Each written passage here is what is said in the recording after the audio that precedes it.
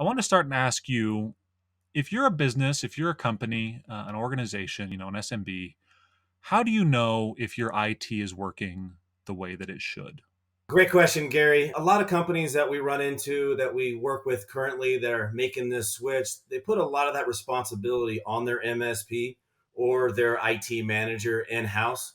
And a lot of the decision makers don't really have an idea of what's going on. So it's one of the things that I would definitely coach people to do is to at least have some working knowledge of what's going on in their IT space.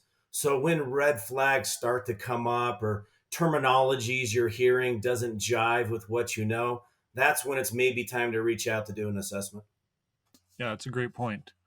What would you say are two or three metrics that a business owner or CEO whatever should pay attention to when it comes to IT? There's a lot of things where the flags start to raise for these decision makers in businesses. The most common one and the easiest one to set off, the hair on the back of the neck is just the work's not getting done. You're asking for something, you need something to be accomplished, and it keeps getting put off. Oh, we'll get to it next week, we'll get to it in 2 weeks, and all of a sudden a month has gone by and nothing's been done. So that should immediately raise a red flag for they don't have the scope of work done correctly. They don't have the talent to actually accomplish what they're looking to do. They're kind of buying time to learn what they want you to do because they're not responding quick enough. That's the fastest one that is easier to see.